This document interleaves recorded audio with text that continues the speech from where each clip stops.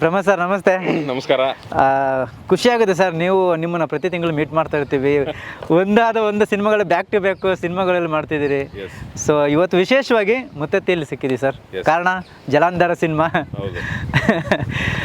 ರಾಜ್ಬೀರ್ ಶೆಟ್ಟಿ, ರಕ್ಷಿತ್ ಶೆಟ್ಟಿ, ರಿಷಬ್ ಶೆಟ್ಟಿಗಿಂತ ನೀವು ತುಂಬ busy ಆಗಿಬಿಟ್ಟಿದ್ದೀರಿ sir. ಅವರೆಲ್ಲ ಹೀರೋ ಆಗಿ ಮಾಡ್ತಿದ್ದಾರೆ, ನಾನು ಸಪೋರ್ಟಿಂಗ್ ಕ್ಯಾರೆಕ್ಟರ್ನು ಮಾಡ್ತಾ ಇದ್ದೀನಿ. ಹೀರೋ ಆಗಿ ಜೊತೆಯಲ್ಲೂ ಸಪೋರ್ಟಿಂಗ್ ಕ್ಯಾರೆಕ್ಟರ್ನು ಕಂಟಿನ್ಯೂ ಮಾಡ್ತಾ ಇದ್ದೀನಿ. ಹಂಗಾಗಿ ಮೋಸ್ಟ್ಲಿ ಅವ್ರಿಗಿಂತ ಸ್ವಲ್ಪ ಜಾಸ್ತಿ ಶೂಟಿಂಗಲ್ಲಿ ನಾನು ಇರ್ತೀನಿ ಅಂತ ಖುಷಿ ಆಯ್ತು. ಅಂದರೆ ಈ ತಿಂಗಳಲ್ಲಿ ಲಾಸ್ಟ್ ತಿಂಗಳಲ್ಲಿ ಎಲ್ಲ ಸೇರಿಸ್ಕೊಂಡ್ರೆ ಲಾಫಿಂಗ್ ಬುದ್ಧ ಆಗಿರ್ಬೋದು, ಬಗೀರ ಆಗಿರ್ಬೋದು. ಹೌದು. ಸೊ ಅದಾದ್ಮೇಲೆ ಈಗ ಜಲಂಧರ, ಈಗೆಲ್ಲ ಬರೋ ಸಿನಿಮಾಗಳೆಲ್ಲ ಆಲ್ಮೋಸ್ಟ್ ಎಲ್ಲ ನೀವೇ ಇದ್ದೀರಿ ಸರ್. ಖುಷಿ ಆಗುತ್ತೆ. ಅಂದರೆ ಬಗೀರನ್ನು ನೋಡ್ಬಿಟ್ಟು ಸುಮಾರು ಜನ ಕಮೆಂಟ್ ಮಾಡಿದ್ರು. ಅಂದರೆ ತುಂಬ ಚಿಕ್ಕ ಪಾತ್ರ ಮಾಡಿದ್ರು ಅದರಲ್ಲಿ, ಬಟ್ ಕಮೆಂಟ್ಸ್ ಎಷ್ಟು ಚೆನ್ನಾಗಿ ಬಂತು ಅಂದರೆ ಸಕ್ಕತ್ತಾಗಿತ್ತು ಕ್ಯಾರೆಕ್ಟ್ರು, ಯಾಕೆ ಇಂಟರ್ವಲ್ ಬ್ಲಾಕ್ ಅಷ್ಟೊತ್ತಿಗೆ ಇನ್ನೊಂಚೂರು ಇರಬೇಕಾಗಿತ್ತು. ಬಟ್ ಖುಷಿ ಆಯ್ತು. ಅಂದರೆ ಚಿಕ್ಕದಾಗಿ ಬಂದರೂ ಚೊಕ್ಕವಾಗಿ ಬರಬೇಕು. ನಾವೆಲ್ಲ ರಂಗಭೂಮಿಯಿಂದ ಬಂದಿರೋದ್ರಿಂದ ನಮ್ಗೆ ಮೇಷ್ಟ್ರು ಹೇಳ್ಕೊಟ್ಟಿದ್ದೇನು ಅಂದರೆ 2 ಸೆಕೆಂಡ್ ಕಾಣಿಸ್ಕೊತೀಯಾ, 2 ಸೆಕೆಂಡಲ್ಲಿ ಜನರ ಮನಸ್ಸನ್ನು ಎಷ್ಟು ಗೆಲ್ತೀಯ ಅನ್ನೋದು ಅಷ್ಟೇ ಮುಖ್ಯ. ನೀನು ಇಡೀ ಸಿನಿಮಾ ಇರ್ತೀಯಾ ಇರಲ್ವಾ ಅನ್ನೋದು ಮುಖ್ಯ ಅಲ್ಲ ಅಂತ. ಸೊ ಅದನ್ನು ಪ್ರಯತ್ನ ಮಾಡ್ತಾ ಹೋಗ್ತೀನಿ ಅಷ್ಟೇ. ಸೊ ನೀವು ಅದನ್ನು ಆ ಥರ ಇದ್ರೆ ಮಾತ್ರ ಸೆಲೆಕ್ಟ್ ಮಾಡ್ಕೊಳ್ಳೋದು? ಇಲ್ಲ, ಹಾಗೇನಿಲ್ಲ. ಅಂದರೆ ಕ್ಯಾರೆಕ್ಟರ್ ಇಷ್ಟ ಆಗಬೇಕು ಬೇಸಿಕಲಿ, ಖಂಡಿತವಾಗ್ಲೂ ನಿಜ. ಬಟ್ ನಿಮಗೆ ಬಗೀರ ವಿಚಾರಕ್ಕೆ ಬಂದಾಗ ಡಾಕ್ಟರ್ ಸೂರಿ ಭಾಳ ಹಿಂದೆಯಿಂದನೂ ಪರಿಚಯ. ಸೊ ಅವ್ರು ಸಿನಿಮಾ ಮಾಡ್ತಾ ಇದ್ದೀನಿ ಅಂದಾಗ ಅವರು ಜಸ್ಟ್ ಒಂದು ದಿನದ ಕ್ಯಾರೆಕ್ಟರ್ಗೆ ಅಂತ ಕೇಳಿದ್ರು. ನನ್ನ ಡೇಟ್ಸ್ ತುಂಬ ಬ್ಯುಸಿ ಇತ್ತು. ಶೆಟ್ರೆ ನಿಮ್ಗೆ ಏನು ಶೆಟ್ರೆ ಒಂದು ದಿನಾನು ಡೇಟೇ ಸಿಗ್ತಾ ಇಲ್ಲ ನಿಮ್ಮದು ಅಂತಂದರು. ಸೊ ಅದಾದಮೇಲೆ ಇಲ್ಲ ಸರ್ ಹೆಂಗಾರು ಅಡ್ಜಸ್ಟ್ ಮಾಡ್ಕೋತೀನಿ ಅಂತಂದೆ. ಆಮೇಲೆ ಹಾರ್ಬರಲ್ಲಿ ಒಂದಿನ ಶೂಟಿಂಗ್ ಇರುತ್ತೆ ಅಂತ ಅಂದ್ಕೊಂಡು ಸ್ಟಾರ್ಟ್ ಮಾಡಿದ್ವಿ. ಬಟ್ ಅವ್ರಿಗೂ ಆ ಕ್ಯಾರೆಕ್ಟರ್ನ ಬಿಲ್ಡ್ ಮಾಡಬೇಕು ಅನ್ನಿಸ್ತು. ಆ ಕ್ಯಾರೆಕ್ಟರ್ನ ಹಾಗೆ ಒಂದು ದಿನಕ್ಕೆ ಬಿಡೋಕ್ಕಾಗಲ್ಲ ಅಂತ ಅನ್ನಿಸ್ತು. ಅದಾದಮೇಲೆ ಸುಮಾರು ಸೀನ್ಗಳು ಸುಮಾರಷ್ಟು ದಿನ ಶೂಟ್ ಮಾಡಿದ್ವಿ. ಸೊ ತುಂಬ ಚೆನ್ನಾಗಿತ್ತು ಅದು. ಆ್ಯಂಡ್ ಪ್ರೀವಿಯಸ್ ಬಂದಂಥ ಲಾಫಿಂಗ್ ಬುದ್ಧ ಆಗಿರ್ಬೋದು, ಅದರದ್ದು ಥಿಯೇಟರ್ ರೆಸ್ಪಾನ್ಸು ಕೂಡ 50 days ಅದ್ಭುತವಾಗಿ ಹೋಯ್ತು ಎಲ್ಲ ಕಡೆ. ಅದಾದಮೇಲೆ ಈಗ OTTಗೆ ಬಂದಮೇಲೆ ನಮಗೆ 2 ದಿನಕ್ಕೆ 2.5 ಕೋಟಿ ವೀಕ್ಷಣೆ ಆಗಿತ್ತು. ಅದಾದಮೇಲೆ ಈಗ 10 ದಿನಕ್ಕೆ 4 ಕೋಟಿ ಆಗಿತ್ತು. ಸೊ ಹಾಗೆ ಒಳ್ಳೆ ರೆಸ್ಪಾನ್ಸ್ ಬರ್ತಿದೆ ಆಡಿಯನ್ಸ್ ಕಡೆಯಿಂದ. ಆ್ಯಂಡ್ ಜನ ಇಷ್ಟಪಡ್ತಿದ್ದಾರೆ. ನಾನು ನಗಿಸ್ತಿರೋದನ್ನು ಇಷ್ಟಪಡ್ತಿದ್ದಾರೆ, ನಾನು ಪೊಲೀಸಾಗಿ ಕಾಣಿಸ್ಕೊಳ್ಳೋದನ್ನು ಇಷ್ಟಪಡ್ತಿದ್ದಾರೆ, ನಾನು ನೆಗೆಟಿವ್ ಕ್ಯಾರೆಕ್ಟರ್ನು ಇಷ್ಟಪಡ್ತಿದ್ದಾರೆ. ಸೊ ನೀವು ಯಾವುದೇ ಮಾಡಿದ್ರೆ ಚೆನ್ನಾಗಿರುತ್ತೆ ಸರ್, ಎಂಟರ್ಟೈನ್ ಮಾಡ್ತೀರಿ. Thank you so much. ದೇವರ ಆಶೀರ್ವಾದ, ಒಳ್ಳೊಳ್ಳೆ ಕ್ಯಾರೆಕ್ಟರ್ಗಳು ಸಿಗ್ತಾ ಇದೆ. ಸೊ ಇನ್ನು ಮುಂದೆನೂ ಇದೇ ಥರ ಸಿಗ್ತಾ ಹೋಗಲಿ ಅಂತ ಬಯಸ್ತೀನಿ ಅಷ್ಟೇ.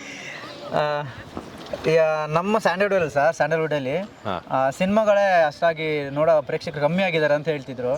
ಭೀಮಾ, ಕೃಷ್ಣ ಪ್ರಣಯ ಸಖಿ, ಇವಾಗ ಬಗೀರ ಕೂಡ ಇವಾಗ ಆಲ್ರೆಡಿ ಎಲ್ಲ ವರ್ಲ್ಡ್ ವೈಡ್ ಸೌಂಡ್ ಮಾಡ್ತಿದೆ. ಸೊ ಏನ್ ಹೇಳ್ತೀರಿ ಸರ್? ಯಾಕಂದ್ರೆ ಸಿನಿಮಾ ಕಂಟೆಂಟ್ ಚೆನ್ನಾಗಿದ್ರೆ ಜನ ಬಂದೇ ಬರ್ತಾರೆ ಅನ್ನೋದಕ್ಕೆ ಈ ಸಿನಿಮಾಗಳೆಲ್ಲ ಉದಾಹರಣೆ ಅನ್ಕೊಳ್ತೀನಿ. ಅದೇ ಉತ್ತರ. ನಮ್ಮ ಕೆಲಸ ಏನು ಅಂದ್ರೆ ತುಂಬಾ ಹಾನೆಸ್ಟ್ ಆಗಿ ಒಂದು ಸಿನಿಮಾನ ಮಾಡಬೇಕು. ಸಿನಿಮಾ ವರ್ಷಕ್ಕೆ 400ರಿಂದ 450 ಸಿನಿಮಾ ರೆಡಿ ಆಗುತ್ತೆ. ಎಲ್ಲ ಸಿನಿಮಾಗಳು ಗೆಲ್ಲಕ್ಕಾಗಲ್ಲ ಅನ್ನೋದು ನಮಗೂ ಗೊತ್ತಿದೆ. ಅಂದರೆ ಸಿನಿಮಾಗೆ ಇದು ಎಂಟರ್ಟೈನ್ಮೆಂಟ್ ಇಂಡಸ್ಟ್ರಿ.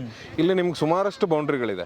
ಎಲೆಕ್ಷನ್ ಬಂದರೆ ಸಿನಿಮಾ ಓಡಲ್ಲ, IPL ಬಂದರೆ ಸಿನಿಮಾ ಓಡಲ್ಲ, ಮಳೆ ಬಂದರೆ ಜನ ಮನೆಯಿಂದ ಆಚೆ ಬರಲ್ಲ. ಸೊ ಎಕ್ಸಾಮ್ ಇದ್ದರೆ ಜನ ಮಕ್ಕಳನ್ನ ಕರ್ಕೊಂಡು ಮಕ್ಕಳು ಡಿಸ್ಟರ್ಬ್ ಆಗ್ತಾರೆ ಅಂತ ಅವರು ಸಿನಿಮಾಗೆ ಬರಲ್ಲ. ಸೊ ಈ ಎಲ್ಲ ರೀಸನ್ಗಳನ್ನು ನೋಡಿಕೊಂಡು ಕರೆಕ್ಟ್ ಟೈಮ್ಗೆ ಸಿನಿಮಾನ ಬಿಡಬೇಕು. ಪ್ರಮೋಷನ್ಸ್ ನೀಟಾಗಿ ಆಗಬೇಕು. ಸಿನಿಮಾ ನೀವು ಎಷ್ಟು ಚೆನ್ನಾಗಿ ಮಾಡಿರ್ತೀರೋ ಅಷ್ಟೇ ಚೆನ್ನಾಗಿ ಪ್ರಮೋಷನ್ಸು ಆಗಬೇಕು, ಅಷ್ಟೇ ಚೆನ್ನಾಗಿ ಒಳ್ಳೆ ಟೈಮಲ್ಲಿ ರಿಲೀಸು ಆಗಬೇಕು. ಸೊ ಇವೆಲ್ಲ ಕನ್ಸ್ಟ್ರೈನ್ಸ್ ನೋಡಿದಾಗ ವರ್ಷಕ್ಕೆ ರಿಲೀಸ್ ಆಗೋ 400 ಸಿನಿಮಾದಲ್ಲಿ ಹೌದು ಒಂದು 15-20 ಸಿನಿಮಾ ತುಂಬ ಚೆನ್ನಾಗಿ ಬರುತ್ತೆ. ಅದರಲ್ಲಿ ಬ್ಲಾಕ್ ಬಸ್ಟರ್ ಅಂತ ಒಂದು 3-4 ಸಿನಿಮಾಗಳಾಗುತ್ತೆ. ಸೊ ಇದು ಪ್ರತಿಯೊಂದು ಇಂಡಸ್ಟ್ರಿಲೂ ಇರೋವಂಥದ್ದು. ಇತ್ತೀಚೆಗೆ ನಮ್ಮ ಕನ್ನಡದಲ್ಲಿ ಕೇಳಬರ್ತಾ ಇತ್ತು, ಅದೇ ಆಡಿಯನ್ಸ್ ಬರಲ್ಲ ಅಂತ. ಬಟ್ ಅವನ್ನೆಲ್ಲ ರಾಂಗ್ ಅಂತ ಪ್ರೂವ್ ಮಾಡ್ತೀವಿ ಇವಾಗ. ಭೀಮಾ ಆಗಿರ್ಬೋದು, ಕೃಷ್ಣ ಪ್ರಣಯ ಸಖಿ ಆಗಿರ್ಬೋದು, ಲಾಫಿಂಗ್ ಬುದ್ಧ ಆಗಿರ್ಬೋದು, ಅದಾದ್ಮೇಲೆ ಭೈರತಿ ರಣಗಲ್ ನಾನು ನಿನ್ನೆ ನೋಡ್ಕೊಂಬಂದೆ. ಹೌದು, ನೋಡಿದೆ. ತುಂಬಾ ಅದ್ಭುತವಾಗಿದೆ ಸಿನಿಮಾ. ನನಗಂತೂ, ನಾನು ಇಲ್ಲಾಂದ್ರೂ ನಾವು ಎಲ್ಲ ಓಮ್ ಪಿಕ್ಚರ್ ಫ್ಯಾನ್ಸ್. ಸೊ ಶಿವಣ್ಣಂಗೆ ಇವತ್ತಿಂದಲ್ಲ ಅವತ್ತಿಂದಾನು ಫ್ಯಾನ್ಸ್ ನಾವು. ಸೊ ಹಂಗಾಗಿ ನೈಟ್ ಶೋಗೆ ಹೋಗಿದ್ದೆ ನಾನು ಕುಂದಾಪುರದಲ್ಲಿ. ಹೌದೌದು, ಅಲ್ಲೇ ಶೂಟ್ ನಡೀತಾ ಇತ್ತು. ಸೊ ಶೂಟು ಸಂಜೆ 9 ಗಂಟೆಗೆ ಮುಗೀತು. ಸೀದಾ 10:30 ಶೋ ಬುಕ್ ಮಾಡ್ಕೊಂಡು ಇಲ್ಲ ನಾನು ಫ್ಯಾಮಿಲಿ ಎಲ್ಲ ಬೆಂಗಳೂರಲ್ಲಿ ಇದ್ದಾರೆ. ಸೊ ಸಿನಿಮಾ ಗ್ಯಾಂಗ್ ಇತ್ತಲ್ಲ, ಸೊ ನಾವೊಂದು 15-20 ಜನ ಒಟ್ಟಿಗೆ ಹೋಗಿ ನೋಡಿದ್ವಿ. ಅಂಡ್ ನಿಮ್ಗೆ ಸೌತ್ ಕೆನರಾದಲ್ಲಿ ತುಂಬಾ ಈಸಿಯಾಗಿ ಎಲ್ಲಾ ಸಿನಿಮಾನು ಒಪ್ಕೊಳ್ಳಲ್ಲ. ಬಟ್ ನನಗೆ ನೋಡಿದಾಗ ನಾನು ಹೋಗಿದ್ದು second day it was housefull. So ನಿಮ್ಗೆ ಕುಂದಾಪುರದಲ್ಲೆಲ್ಲ ಥಿಯೇಟರ್ ಹೌಸ್ಫುಲ್ ಆಯ್ತು ಅಂತಂದ್ರೆ ಅದು ಹೌದು, ನಮಗೆ ಭಯಂಕರ ಖುಷಿ ವಿಚಾರ ಅದು. ಅಂಡ್ ಆ ಥರದ್ದೆಲ್ಲ ನೋಡಿದಾಗ ಎಸ್ ಆಡಿಯನ್ಸ್ ಇಷ್ಟಪಡ್ತಿದ್ದಾರೆ, ಇಲ್ಲ ಅಂತಲ್ಲ. ಅವ್ರಿಗೆ ರೈಟ್ ಕಂಟೆಂಟ್ ಬೇಕಷ್ಟೇ. And word of mouth. ಇವತ್ತು ನೀವು ಏನೇ ಮಾಡಿದ್ರು ಶುಕ್ರವಾರ ಜನ ಏನು ನೋಡ್ತಾರೆ, ಶನಿವಾರ ಜನ ಏನು ನೋಡ್ತಾರೆ, ಅವ್ರು ಹೋಗಿ ಆಚೆ ಹೇಳೋ ಅಷ್ಟೊತ್ತಿಗೆ ಅದು ಸೋಮವಾರ ಆಗಿರುತ್ತೆ. ಸೊ ಆಮೇಲೆ ನೆಕ್ಸ್ಟ್ ವೀಕ್ ನಿಮ್ಗೆ ರನ್ ಆಗಕ್ಕೆ ಸಾಧ್ಯ ಆಗೋದು. ಸೊ ಸಿನಿಮಾ ಚೆನ್ನಾಗಿದ್ರೆ ಖಂಡಿತವಾಗ್ಲೂ ಆಡಿಯನ್ಸ್ ಬರ್ತಾರೆ. ಆ ನಂಬಿಕೆ ಮೇಲೆ ಈಗ ಜಲಂಧರ ರಿಲೀಸ್. ಜಲಂಧರ ಬರೀ ರಣಗಳು ನೋಡಿದೀನಿ ಅಂತ ಹೇಳಿದ್ರೆ ಹೌದು. ಏನು ಎಸ್ಪೆಷಲಿ ಸಿನಿಮಾದಲ್ಲಿ ನಿಮ್ಗೆ ಏನು ಇಷ್ಟ ಆಯ್ತು? ಶಿವಣ್ಣನ ಆಕ್ಟಿಂಗು ಅಥವಾ ಆಕ್ಟಿಂಗ್ ಬಿಡಿ ಅದಲ್ಲ, ನಿಮ್ಗೆ ಆಕ್ಟಿಂಗ್ ಬಗ್ಗೆ ಶಿವಣ್ಣನ ಬಗ್ಗೆ ಮಾತಾಡಂಗಿಲ್ಲ. ಅವ್ರದ್ದು ಎನರ್ಜಿನೇ ತುಂಬಾ ಹೈ ಪೀಕಲ್ಲಿ ಇರುತ್ತೆ. ನಾನು ಅವ್ರ ಜೊತೆ ರೀಸೆಂಟ್ ಆಗಿ 45 ಆಕ್ಟ್ ಮಾಡಿದೆ. Okay. 45 Uppi sir, Shivanna, Raj B Shetty, so ಅವ್ರು 3 ಜನರ ಜೊತೆನೂ ಆ್ಯಕ್ಟ್ ಮಾಡಿದೆ ಕಾಂಬಿನೇಷನ್ ಅಲ್ಲಿ. ಭಾಳ ಖುಷಿ ಆಯ್ತು ಅವ್ರ ಜೊತೆ ಆ್ಯಕ್ಟ್ ಮಾಡೋಕ್ಕೆ. ಆ್ಯಂಡ್ ಅವ್ರನ್ನ ನಾರ್ಮಲ್ ಆಗಿ ಸುಮಾರು ಸರಿ ಭೇಟಿಯಾಗಿದ್ದೀನಿ, ಬಟ್ ಆ್ಯಸ್ ಅ ಕ್ಯಾರೆಕ್ಟರ್ ಅವ್ರ ಜೊತೆ ಆ್ಯಕ್ಟ್ ಮಾಡಿದ್ದು ನಾನು ಫಸ್ಟ್ ಫಿಲಮ್ 45. ಅವ್ರ ಎನರ್ಜಿ ಸೆಟ್ಟಲ್ಲಿ ನೋಡಿದಾಗಲೇ ಖುಷಿ ಆಗ್ಬಿಡ್ತು ನನಗೆ. ಭೈರತಿ ರಣಗಲ್ಲು ಮೇ ಬಿ ನನಗೆ ಪೈಸಾ ವಸೂಲ್ ಶಾರ್ಟ್ ಯಾವುದು ಅಂದರೆ, ಅವರು ಲಾಯರ್ ಆಗಿರೋದ್ರಿಂದ ಯಾವಾಗ ರಣಗಲ್ ಆಗ್ತಾರೆ ಆ ಒಂದು ಟ್ರಾನ್ಸ್ಫಾರ್ಮೇಶನ್ ಇತ್ತಲ್ಲ, ಅದು ಪೈಸಾ ವಸೂಲ್ ಅಂತ. ಎಕ್ಸಾಕ್ಟ್ಲಿ. ಅಂದ್ರೆ ಶಿವಣ್ಣ ಈಸ್ ಲಾಂಗ್, ಅದು ಅವ್ರ ಕೈಯಲ್ಲಿ ಇದ್ರೇನೆ ಒಂದು. ನಾನು ಅದೇ ಹೇಳಿದ್ನಲ್ಲ, ನಾನು ಹೋಮ್ ಪಿಕ್ಚರ್ ಫ್ಯಾನ್. ನಾನು ಇವತ್ತಿಂದಲ್ಲ, ನಾನು ಸ್ಕೂಲ್ ಡೇಸಲ್ಲಿ ಇದ್ದಾಗಲೇ ಬೆಳಗ್ಗೆ ಹೋಗಿ 8 ಗಂಟೆಗೆ ನಂದಾ ಥಿಯೇಟರ್ ಹತ್ರ ಕ್ಯೂ ನಿಂತ್ಕೊಂಡು ಸಾಯಂಕಾಲ 4:15 ಶೋಕ್ ಟಿಕೆಟ್ ಸಿಕ್ಕಿತ್ತು ನನಗೆ. ನಂಗೆ ಇನ್ನೂ ನೆನಪಿದೆ. ನಾನು ತುಂಬ ಚಿಕ್ಕ ಹುಡುಗ. ನಾನು, ನನ್ನ ಅಣ್ಣ, ನನ್ನ ಕಸಿನ್ ಅಣ್ಣ ಒಬ್ಬ, ಅವ್ನು ದೊಡ್ಡವನಿದ್ದ, ಅವನೇ ಕರ್ಕೊಂಡು ಹೋಗಿದ್ದು ನಮ್ಮಿಬ್ಬರನ್ನ. ಸೊ ಇವತ್ತಿಗೂ ನೆನಪಿದೆ. ಆವತ್ತಿಂದ ಆ ಸಿನಿಮಾ ಎಷ್ಟು ಸರಿ ಬರುತ್ತೋ, ಟಿವಿಲಿ ಬಂದಾಗಲೂ ನೋಡಿದ್ದೀನಿ. ಅದಾದ್ಮೇಲೆ ಈಗ ನಮಗೆ OTT ಎಲ್ಲ ಸಿಕ್ಕಿದ್ಮೇಲೆ ಅಥವಾ ಯೂಟ್ಯೂಬಲ್ಲಿ ಅದ್ರದ್ದು ಬಿಟ್ಸ್ ಆ್ಯಂಡ್ ಪೀಸಸ್ ಬಂದಾಗ ಅದು ಎಷ್ಟು ಸರಿ ನೋಡಿದ್ರೂ ಬೋರ್ ಆಗಲ್ಲ. ಅಂದರೆ ಉಪ್ಪಿ ಸರ್ ಡೈರೆಕ್ಷನ್ನು ಹೌದು, ಅಟ್ ದ ಸೇಮ್ ಟೈಮ್ ಶಿವಣ್ಣನ ಪರ್ಫಾರ್ಮೆನ್ಸ್ ಹೌದು. ಸೊ ಆ ಥರದ ಫ್ಯಾನ್ ನಾವು. ಸೊ ಹಂಗಾಗಿ ಶಿವಣ್ಣ ಲಾಂಗ್ ಹಿಡ್ಕೊಂಡು ಆ ಎಂಟ್ರಿ ಕೊಟ್ಟಾಗ ಆ ಫೈಟ್ ಇತ್ತಲ್ಲ ಇಂಟರ್ವಲ್ ಬ್ಲಾಕಿನ, ಸೊ ಅದು ಮೈಂಡ್ ಬ್ಲೋಯಿಂಗ್ ಆಗಿತ್ತು ಅಂತ ಅನಿಸ್ತು. ನಾನು ಕೂಡ ನೋಡಿದೆ, 2 ಸಲ ಸಿನಿಮಾ ನೋಡಿದೆ. ಸೊ ಇನ್ನು ನೋಡ್ಬೇಕು ಅನಿಸ್ತಿದೆ ಆಕ್ಚುಲಿ. ನಾನು ಕಾಯ್ತಿದ್ದೆ, ಇವ್ರು ಲಾಯರ್ ಅಂತಾನೆ ತೋರಿಸ್ತಾ ಇದಾರಲ್ಲ, ಯಾವಾಗ ಅಂತ. ಆ ಟ್ರಾನ್ಸ್ಫಾರ್ಮೇಶನ್ ಬಂದಾಗ it was very nice. Super sir. ಇನ್ನು ಜಲಂಧರ ಸಿನಿಮಾದ ಬಗ್ಗೆ ಮಾತಾಡಿದ್ರೆ ಸರ್, ಈ ನಾವೇನಿಲ್ಲಿ ನಿಂತಿದ್ದೀವಿ ಮುತ್ತತ್ತಿ ಹೊಳೆಯಲ್ಲಿ, ಸೊ ಆಲ್ಮೋಸ್ಟ್ ಇಲ್ಲೇ ಚಿತ್ರೀಕರಣ ಆಗಿರುವಂಥದ್ದು. ಸೊ ಈ ಒಂದು ಪ್ರಕೃತಿ ಬಗ್ಗೆ ಏನು ಹೇಳ್ತೀರಿ ಸರ್? ಅಂದ್ರೆ ಈ ಪ್ರಕೃತಿಯ ಸೌಂದರ್ಯನ ಸವಿಬೇಕು ಅಂತಾನೆ ಜನ ಬರೋದು, ಬಟ್ ಬಂದ್ಮೇಲೆ ಯಾಮಾರ್ ಬಿಡ್ತಾರೆ. ಈ ಸಿನಿಮಾನು ಅದ್ರ ಬಗ್ಗೆನೇ ಇರೋದು. ಅಂದ್ರೆ ನಿಮಗೆ ಸಿಟಿ ಲೈಫಲ್ಲಿ ಅರ್ಬನ್ ಏರಿಯಾಸ್ ಅಂತ ಏನು ಕರಿತೀವಿ ನಾವು, ಬೆಂಗಳೂರು ಅಥವಾ ಈ ಥರದ್ದು ಸಿಟಿಗಳಲ್ಲಿ ನಿಮಗೆ ಕೆಲಸ ಮಾಡಿ ಬೋರ್ ಆದಾಗ ಶುಕ್ರವಾರ ಶನಿವಾರ ರಜಾ ಸಿಗುತ್ತೆ, ದೇವ್ರ ದರ್ಶನನೂ ಆಗುತ್ತೆ, ಹರಕೆ ತೀರಿಸ್ದಂಗೂ ಆಗುತ್ತೆ, ಅಡುಗೆನೂ ಮಾಡ್ಕೋತೀವಿ. ಅಟ್ ದ ಸೇಮ್ ಟೈಮ್ ಒಂದು ಸಣ್ಣ ಮೋಜು ಮಸ್ತಿನೂ ಇರುತ್ತೆ. ಸೊ ಆ ಮೋಜು ಮಸ್ತಿ ಸಣ್ಣದಾಗಿದ್ದಷ್ಟು ಚೆನ್ನಾಗಿರುತ್ತೆ. ಅದು ಯಾವಾಗ ಒಂಚೂರು ದೊಡ್ಡದಾಗ್ತಾ ಹೋಗುತ್ತೆ, ಅವಾಗ ಇಲ್ಲೇ ಆಟ ಆಡ್ರೋ ಅಂದ್ರೆ ಕೇಳಲ್ಲ, ಇನ್ನೊಂದ್ ಚೂರು ಒಳಗೆ ಹೋಗ್ತಾರೆ. ನಂಗೆ ಸ್ವಿಮ್ಮಿಂಗ್ ಬರುತ್ತೆ ಕಣೋ ಅಂತಾರೆ, ಇನ್ನೂ ಒಂದು 10 ಹೆಜ್ಜೆ ಮುಂದಕ್ಕೆ ಹೋಗ್ತಾರೆ. ಸೊ ಆ ಅವಘಡಗಳು ಆದಾಗ ಅದ್ರ ಮೇಲೆ ಒಂದು ಕಾಲ್ಪನಿಕ ಕಥೆನ ಇಟ್ಕೊಂಡಿದ್ದೀವಿ. ಅದು ಸತ್ಯ ಅಂತಲ್ಲ. ಈ ಸಿನಿಮಾ ನೋಡಿದಾಗ ನಾನು ವೆರಿ ಫ್ರಾಂಕ್ಲಿ ಹೇಳೋದೇನು ಅಂದರೆ, ಈ ಸಿನಿಮಾದ ಕಥೆಯನ್ನು ಒನ್ಲೈನು ಲೋಕಿ ಮಾಡ್ಕೊಂಡು ಬಂದಾಗ ನನಗೆ ತುಂಬ ಇಂಟ್ರೆಸ್ಟಿಂಗ್ ಅನಿಸಿದ್ದು ಏನಕ್ಕೆ ಅಂದರೆ, ಅಲ್ಲೊಂದು ಕಾಲ್ಪನಿಕ ಕಥೆ ಇತ್ತು. ಈಗ ಫ್ಯಾಕ್ಟ್ ಏನು ಅಂದರೆ, ನಿಮಗೆ ಇಲ್ಲಿ ಬಾಡಿಗಳು ತೇಲ್ಕೊಂಡು ಹೋದಾಗ ಅಥವಾ ಬಾಡಿಗಳು ಮುಳುಗೋದಾಗ ಇಲ್ಲಿರುವಂಥವ್ರು ಬಂದು ಆ ಬಾಡಿನ ಹುಡುಕಿ ಪೊಲೀಸ್ ಅವ್ರಿಗೆ ಹ್ಯಾಂಡ್ ಓವರ್ ಮಾಡೋದು, ಇದನ್ನು ನಾವು ಪಾಸಿಟಿವ್ ಆ್ಯಂಗಲಲ್ಲಿ ನೋಡ್ತಾ ಇದ್ದೀವಿ. ಇಲ್ಲಿ ಆಗ್ತಾ ಇರೋದೆಲ್ಲವೂ ಪಾಸಿಟಿವ್ ಆ್ಯಂಗಲಲ್ಲಿ. ಬಟ್ ಇದನ್ನು ಒಂದು ನೆಗೆಟಿವ್ ಪರ್ಸ್ಪೆಕ್ಟಿವಲ್ಲಿ ನೋಡಿದಾಗ ಏನು ಅನ್ನಿಸ್ಬೋದು ಜನರಿಗೆ ಅನ್ನುವಂಥದ್ದು ಈ ಇಡೀ ಸಿನಿಮಾದ ಕತೆ.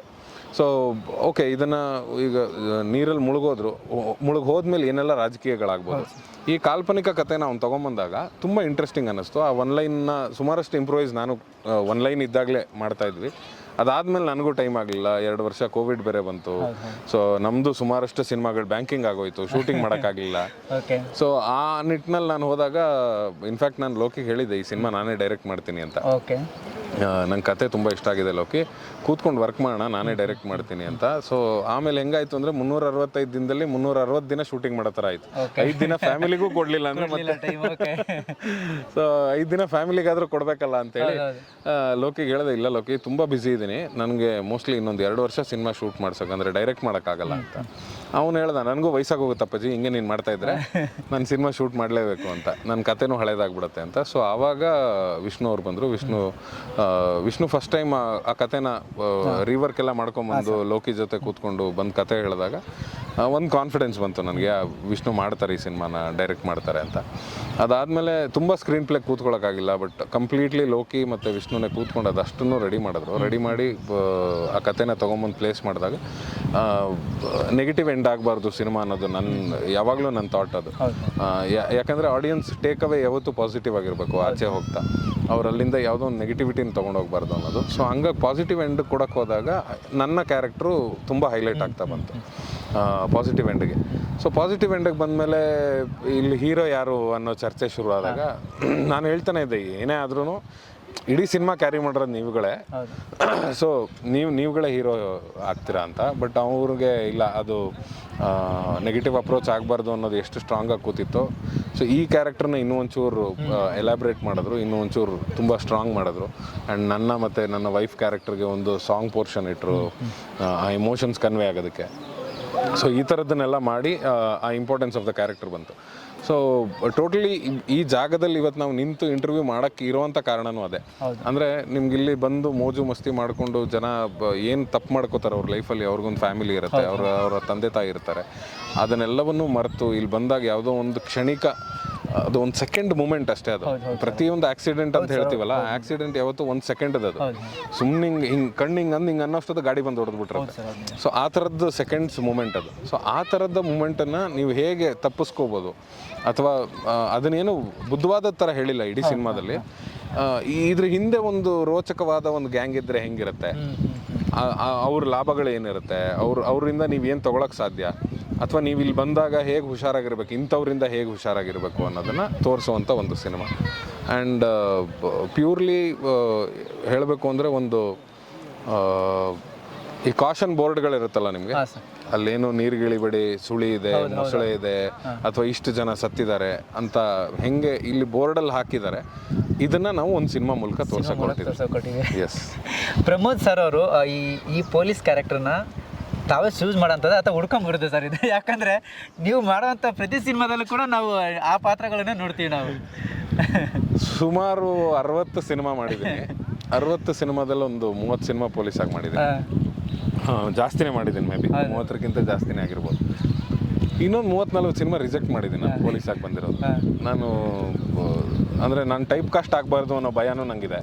ಸೊ ನಾನು ಮಾಡಲ್ಲ ಅಂತ ಹೇಳಿ ಸುಮಾರಷ್ಟು ಪೊಲೀಸ್ ಸಿನಿಮಾಗಳನ್ನ ರಿಜೆಕ್ಟ್ ಮಾಡಿರೋದು ಇದೆ. ಅಂದರೆ ವೆರಿ ನಾರ್ಮಲ್, ಅದೇ ಪೊಲೀಸು, ಅದೇ ಡೈಲಾಗು, ಅದೇ ಅರೆಸ್ಟು. ಹೆಂಗಾಗ್ಬಿಟ್ಟಿದೆ ಅಂದರೆ ಕೆಲವೊಂದು ಸಿನಿಮಾಗಳು ಹೆಂಗಾಗುತ್ತೆ ಅಂದರೆ ನಿಮ್ಗೆ ಅವ್ರು ಡೈಲಾಗ್ ಶೀಟ್ ಕೊಡೋದೇ ಬೇಡ, ಹೋಗಿ ಕೂತಿದ ತಕ್ಷಣ ನಮಗೆ ಗೊತ್ತು ಸ್ಟೇಷನಲ್ಲಿ, FIR ತೊಗೊಂಬನ್ರೋ, CCTV ಕ್ಯಾಪ್ಚರ್ ಮಾಡ್ರೋ, ಎವಿಡೆನ್ಸ್ ನೋಡ್ರೋ, ಬ್ಲಡ್ ಟೆಸ್ಟ್ ಕೊಡ್ರು, ಫಾರೆನ್ಸಿಕ್ ಬಂತ, ಪೋಸ್ಟ್ ಮಾರ್ಟಮ್ ರಿಪೋರ್ಟ್ ಏನಾಯ್ತು. So this is all common dialogues. ನನಗೆ ಈ ಥರದ್ದು ಯಾವ್ದಾದ್ರು ಸಿನಿಮಾ ಬಂದ್ಬಿಟ್ರೆ ನಾನು ಫಸ್ಟ್ ರಿಜೆಕ್ಟ್ ಮಾಡ್ಬಿಡ್ತೀನಿ. ನನ್ಗೆ ಅಲ್ಲಿ ಏನಾದ್ರು ಪ್ಲೇ ಮಾಡಕ್ಕೆ ಸಿಗಬೇಕು. ನಾನು ಮಾಡಿರೋ 30 ಸಿನಿಮಾ ನಾನು ಪೊಲೀಸ್ ಕ್ಯಾರೆಕ್ಟರಾಗಿ ಮಾಡಿದ್ದೀನಿ ಅನ್ನಲ್ಲ, ನೀವು ಆ 30 ಸಿನಿಮಾದಲ್ಲೂ you can see a different police. ನಾನು ಎಲ್ಲೂ ಅದನ್ನು ಕಾಮನ್ ಆಗಿ ಇಡಕ್ಕೆ ಬಿಟ್ಟೇ ಇಲ್ಲ.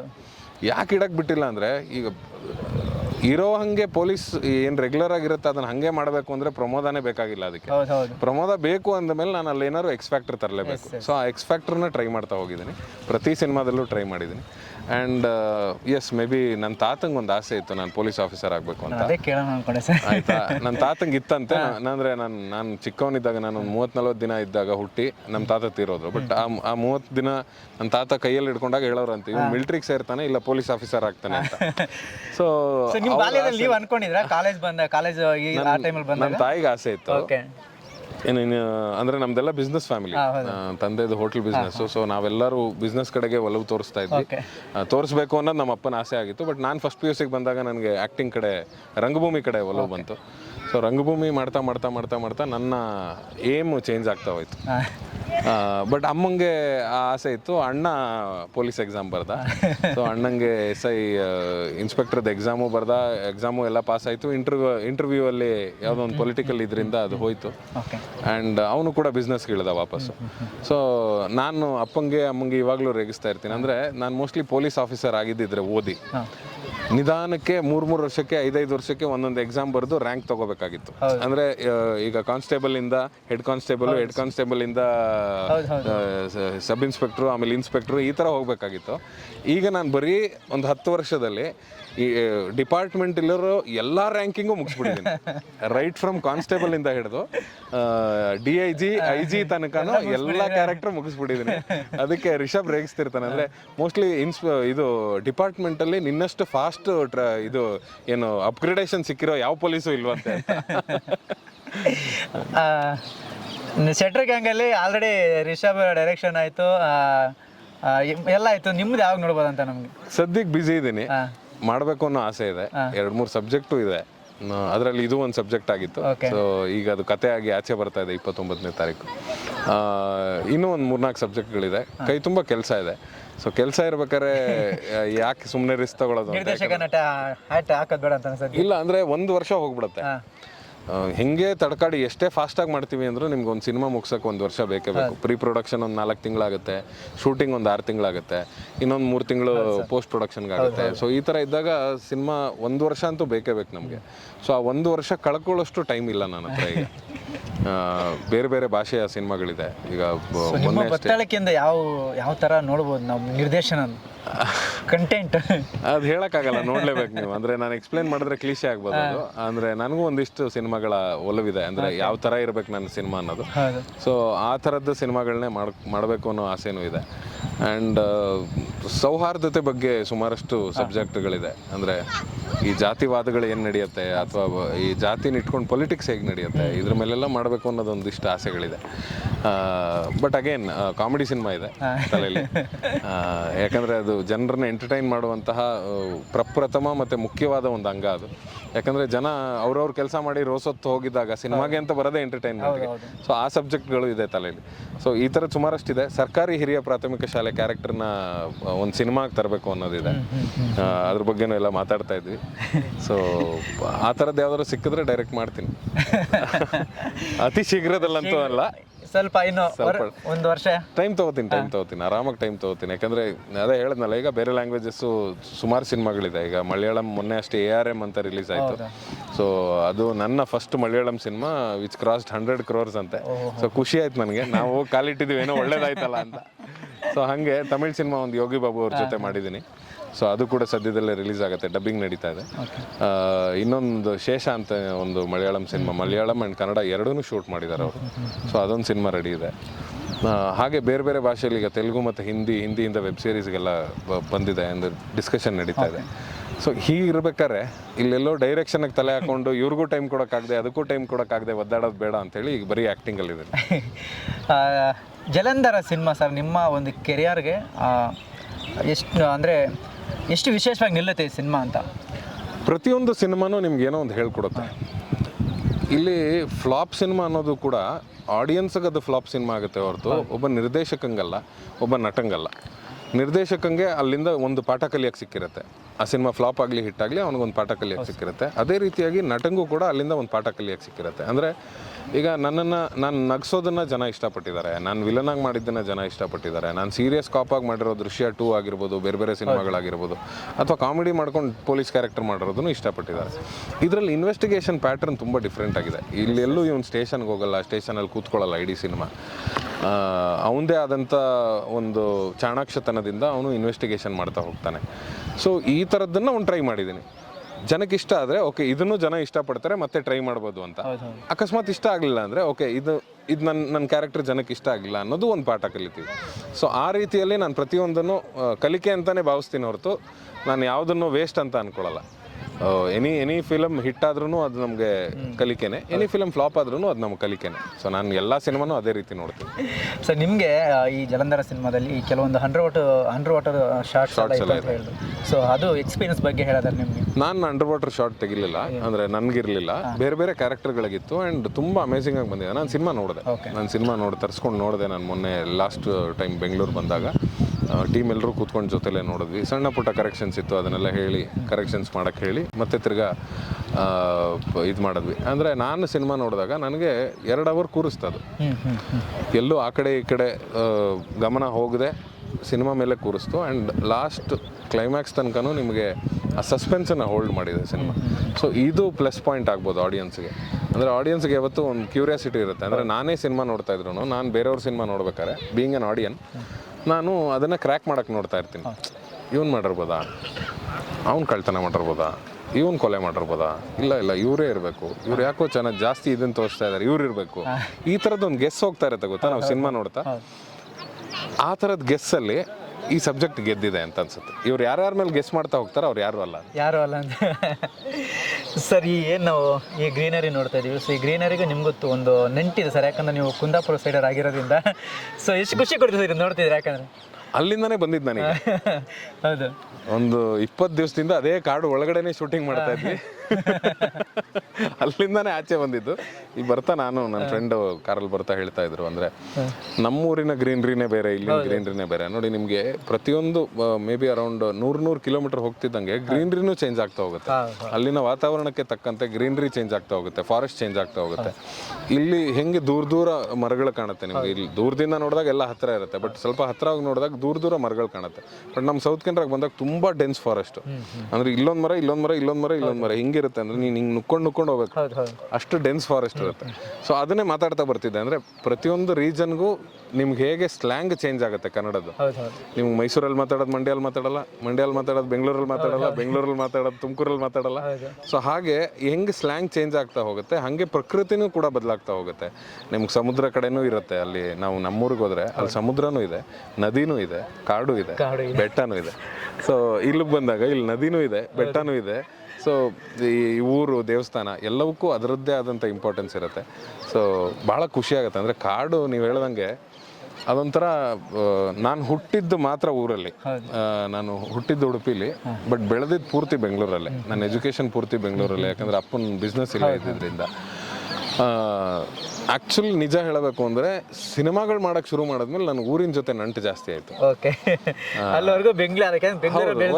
ವರ್ಷಕ್ಕೆ 2 ಸರಿ ಊರಿಗೆ ಹೋಗ್ತಾ ಇದ್ವಿ ಅಷ್ಟೇ. ಇಲ್ಲ ಯಾರ್ದಾರು ಮದುವೆ ಇರೋದು, ಇಲ್ಲ ನಾವು ನವರಾತ್ರಿಗಂತೂ ಪ್ರತಿ ವರ್ಷ ಹೋಗ್ಲೇಬೇಕು. ಯಾರು ಯಾವುದೇ ದೇಶದಲ್ಲಿದ್ರು ನಾವು ನವರಾತ್ರಿಗೆ ಸೇರ್ತೀವಿ. ಅದು ನಮ್ಮ ಮನೇಲೆ ದೇವ್ರು ಕೂರ್ಸೋದ್ರಿಂದ.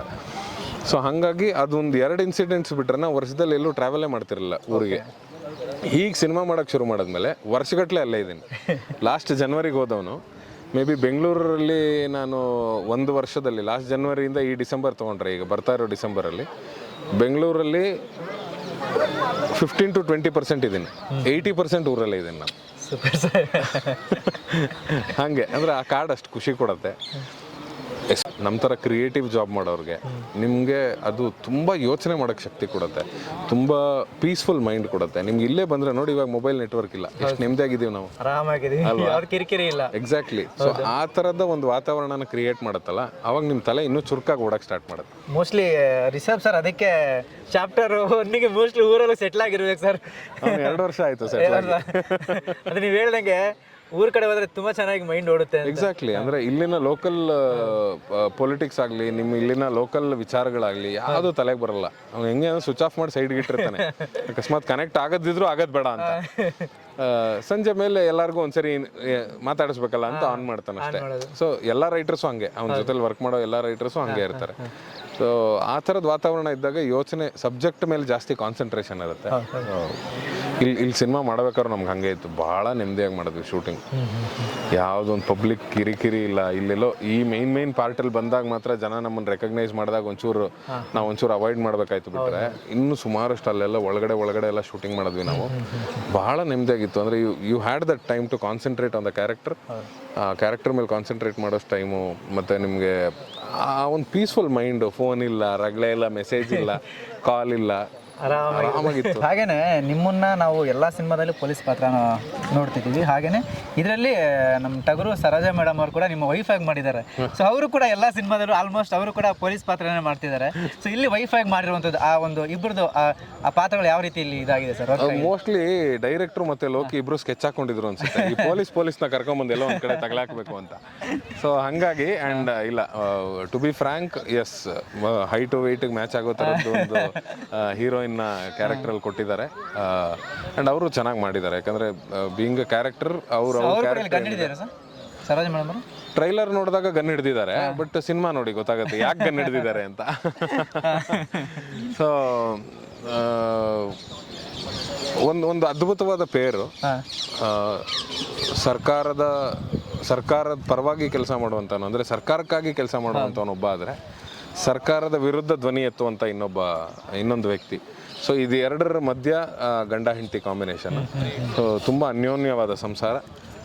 She has performed very well, ತುಂಬ ಚೆನ್ನಾಗಿ ಮಾಡಿದ್ದಾರೆ ಕೂಡ. ಹೋಪ್ಸೋ ನೋಡೋಣ. ಅಂದರೆ ತುಂಬ ಜನ ಪ್ರೆಸ್ ಮೀಟ್ಗೆ ಹೋದಾಗಲೂ ಹೇಳ್ತಿದ್ರು, ಸರ್ ನಿಮ್ಮಿಬ್ಬರು ಜೋಡಿ ಸಖತ್ತಾಗಿ ಕಾಣ್ತಾ ಇದೆ ಸರ್ ಅಂತ. ಸೊ ಸಖತ್ತಾಗಿ ಕಂಡಿದೆ ಅಂದಮೇಲೆ ಮೋಸ್ಟ್ಲಿ ಸಿನಿಮಾದಲ್ಲೂ ಚೆನ್ನಾಗಿ ಇಷ್ಟ ಆಗಿದೆ ಅಂತ ಅನ್ಕೋತೀನಿ, ಅಂದರೆ ಇಷ್ಟ ಆಗುತ್ತೆ ಅಂತ ಅಂದ್ಕೊಂಡಿದ್ದೀನಿ. ಸೊ ಎಸ್, ಇದರಲ್ಲಿ ನಾನು ಸುಮಾರಷ್ಟು ಕ್ಯಾರೆಕ್ಟರ್ಗಳನ್ನ ಮೆನ್ಷನ್ ಮಾಡೋದು ಮರೆತುಬಿಟ್ಟೆ. ಅಂದರೆ ಸರೋಜ್ ಇವ್ರು ಮಾತ್ರ ಅಲ್ಲ, ನಮ್ಮ ಗೌಡ್ರು ತುಂಬ ಚೆನ್ನಾಗಿ ಕ್ಯಾರೆಕ್ಟರ್ನ ಪ್ಲೇ ಮಾಡಿದ್ದಾರೆ. ಲೋಕಿ ತುಂಬ ಅದ್ಭುತವಾಗಿ ಮಾಡಿದ್ದಾನೆ. ಲೋಕಿ ಜೊತೆ ಒಂದು ಗ್ಯಾಂಗ್ ಇದೆ, ಒಂದು 6-7 ಜನ ಹುಡುಗರು. ಅವ್ರು ಎಲ್ಲರ ಹೆಸರು ಜ್ಞಾಪಕ ಇಲ್ಲ, ಸೊ ಹಾಗಾಗಿ ಐ ಆಮ್ ಸಾರಿ. ಆ ಎಲ್ಲ ಹುಡುಗರು ಕೂಡ ತುಂಬ ಅದ್ಭುತವಾಗಿ ಅವರವ್ರ ಕ್ಯಾರೆಕ್ಟರ್ಗೆ ತುಂಬ ನ್ಯಾಯವಾಗಿ ಬದುಕಿದ್ದಾರೆ. ಎಲ್ಲರೂ ಆ ಕ್ಯಾರೆಕ್ಟರ್ನ ಬದುಕಿದ್ದಾರೆ. ಸೊ ಆ ಕ್ಯಾರೆಕ್ಟರ್ ನಾನು ಪ್ರತಿ ಸರಿ ಹೇಳ್ತಿರ್ತೀನಿ, ಪ್ರತಿಯೊಬ್ಬ ಕಲಾವಿದಂಗೂ ನಾನು ಹೇಳೋದೇ, ಅಂದರೆ ಅದೊಂದು ಹುಚ್ಚನ ಪಾತ್ರನ, ಆ ಹುಚ್ಚನ ಪಾತ್ರ ನೀವು ಅನುಭವಿಸ್ಬೇಕು, ಆವಾಗಲೇ ಮಾಡೋಕ್ಕಾಗೋದು. ಅದನ್ನು ಅನುಭವಿಸ್ಬೇಕು, ಅಲ್ಲಿ ಇಳಿಬೇಕು. ಅಲ್ಲಿ ಇಳಿದ್ರೆ ಮಾತ್ರ ನಿಮಗೆ ನೋಡೋ ಆಡಿಯನ್ಸಿಗೆ ಸತ್ಯ ಅನ್ಸಕ್ಕೆ ಶುರು ಆಗುತ್ತೆ. ಸೊ ಅದೇ ಥರ ನೀವು ಪೊಲೀಸ್ ಪಾತ್ರ ಮಾಡ್ತೀರಾ, ನೀವು ಫೀಲ್ ಮಾಡ್ಬೇಕು, ನಾನೇ ಪೊಲೀಸ್, ನನ್ನ ಹತ್ರ ಅಧಿಕಾರ ಇದೆ ಅನ್ನೋದನ್ನು ನೀವು ಫೀಲ್ ಮಾಡಿದಾಗ ಮಾತ್ರ ಅದನ್ನು ಮಾಡೋಕ್ಕೆ ಸಾಧ್ಯ. ಸೊ ಈ ಥರ ಪಾತ್ರದ ಒಳಗೆ ಇಳಿರಿ ಅಂತ ಯೂಶ್ವಲಿ ಹೇಳ್ತಿರ್ತೀನಿ. ನಾನು ಯಾವುದೇ ಶೂಟ್ಗೆ ಹೋದ್ರೂ ಅದನ್ನು ಮಾತಾಡ್ತಿರ್ತೀನಿ. ಆ ಹುಡುಗರು ಎಲ್ಲರೂ ಅದನ್ನು ಮಾಡಿದ್ದಾರೆ. ಆ ಕ್ಯಾರೆಕ್ಟರ್ನ, ಆ ಲೋಕಲ್ ಫ್ಲೇವರ್ನ ತುಂಬ ಅದ್ಭುತವಾಗಿ ತೊಗೊಂಬಂದಿದ್ದಾರೆ. ಸೊ ಒಂದು ಸಿನಿಮಾ ಅಂತ ಆದಾಗ ಅದು ಒಬ್ಬರ ಕೈಯಿಂದ ಆಗುವಂಥದ್ದಲ್ಲ. ಇವೊಂದು captain of the ship director ಆದ್ರೂ, hero face of the film ಆದ್ರೂ, ನಿಮಗೆ ಮ್ಯೂಸಿಕ್ ಡೈರೆಕ್ಟ್ರು ಇಡೀ ಸಿನಿಮಾವನ್ನು ಸಂಗೀತಮಯವಾಗಿ ತೊಗೊಂಡೋದ್ರೂ ನಿಮ್ಗೆ ಎಲ್ಲರೂ ಬೇಕಾಗತ್ತೆ. ಅಂದರೆ ಎಷ್ಟು ಆರ್ಟಿಸ್ಟ್ಗಳು ಇಂಪಾರ್ಟೆಂಟು ಅಷ್ಟೇ ಟೆಕ್ನಿಷಿಯನ್ಸು ಇಂಪಾರ್ಟೆಂಟ್ ಆಗ್ತಾರೆ. ಸೊ ಎಲ್ಲರೂ ಸೇರಿದಾಗ ಒಂದು ಸಿನಿಮಾ ಆಗುತ್ತೆ. ಇವತ್ತು ಆ ಸಿನಿಮಾ ಎಲ್ಲರೂ ಸೇರಿ ಆಗಿರುವಂಥ ಒಂದು ಗಟ್ಟಿಯಾದ ಸಿನಿಮಾ. ಸೊ 29ನೇ ತಾರೀಕು ಪರದೆ ಮೇಲೆ ಬಂದಾಗ ಜನ ಅದನ್ನು ಹೇಗೆ ರಿಸೀವ್ ಮಾಡ್ತಾರೆ, ಜನ ಅದನ್ನು ಹೇಗೆ ಮಾತಾಡ್ತಾರೆ ಅನ್ನೋದ್ರ ಮೇಲೆ ನಮ್ಮೆಲ್ಲರ ಕಾತುರತೆ ಕಾಯ್ತಾ ಇರುತ್ತೆ. ಸೊ ನಾನು ಕಾಯ್ತಾ ಇದ್ದೀನಿ ನಿಮಗೋಸ್ಕರ, ನಿಮ್ಮ ರಿಪ್ಲೈಗೋಸ್ಕರ. ಬನ್ನಿ ಸಿನಿಮಾನ ನೋಡಿ. 29ಕ್ಕೆ ಬಿಡುಗಡೆ ಆಗ್ತಿದೆ ರಾಜ್ಯಾದ್ಯಂತ. ಸೊ ಏನು ಹೇಳ್ತೀರಿ ಸರ್ ಆಡಿಯನ್ಸ್ಗೆ ಕೊನೆಯದಾಗಿ? ಅಂದರೆ ಪ್ರತಿ ಸಿನಿಮಾ ಬಂದಾಗಲೂ ನಿಮ್ಮ ಹತ್ರ ಮೊದಲನೇ ಮಾತು ನಾನು ಕೇಳ್ಕೊಳ್ಳೋದಿದೆ. ಅಂದರೆ ನನಗಿಷ್ಟ ಆಗಿದ್ದ ಸಿನಿಮಾ ನಿಮಗಿಷ್ಟ ಆಗಲ್ಲ, ಅಥವಾ ನಿಮಗಿಷ್ಟ ಆಗಿದ್ದ ಸಿನಿಮಾ ನನಗಿಷ್ಟ ಆಗಲ್ಲ. ಸೊ ಹಾಗಾಗಿ ಯಾರೋ ಹೇಳಿದ ಮಾತನ್ನು ಕೇಳಿಕೊಂಡು ಮನೇಲಿ ಕೂರಬೇಡಿ. ದಯವಿಟ್ಟು ನೀವಾಗೇ ಥಿಯೇಟ್ರಿಗೆ ಬನ್ನಿ. ಥಿಯೇಟ್ರಿಗೆ ಬಂದು ನಿಮಗಿಷ್ಟ ಆಗುತ್ತಾ ಇಲ್ವೋ ಅಂತ ನೋಡಿ. ಸೊ ಹಾಗಾಗಿ ಪ್ರತಿಯೊಂದು ಕನ್ನಡ ಸಿನಿಮಾದ ಸೋಲಾಗಲಿ ಗೆಲುವಾಗಲಿ ಎಲ್ಲವೂ ನಿಮ್ಮ ಕೈಲೇ ಇದೆ. ಇವತ್ತು ಕಾಂತಾರ ಸೂಪರ್ ಡೂಪರ್ ಹಿಟ್ ಆಗಿದ್ದು ನಿಮ್ಮಿಂದಲೇ. ಸೊ ಇವತ್ತು ಕನ್ನಡ ಸಿನಿಮಾಗಳಿಗೆ ಜನ ಬರ್ತಾ ಇಲ್ಲ ಅಂತ ಏನಾದ್ರು ಕ್ಲೇಮ್ ಇದ್ದರೆ ಅದು ನಿಮ್ಮಿಂದಾನೆ. ಸೊ ಇದೆರಡನ್ನೂ ನೀಗಿಸ್ಬೇಕು ಅಂದರೆ ನೀವು ನಮ್ಮ ಥರ ಕಲಾವಿದರನ್ನ ಹೊಟ್ಟೆ ತುಂಬಿಸ್ಬೇಕು ಅಂದರೆ ನಿಮ್ಮ ಚಪ್ಪಾಳೆ, ನಿಮ್ಮ ಶಿಳ್ಳೆ ಇವುಗಳೇ ಕಾರಣ. ಸೊ ನಮ್ಮ ಹೊಟ್ಟೆ ತುಂಬಕ್ಕೆ.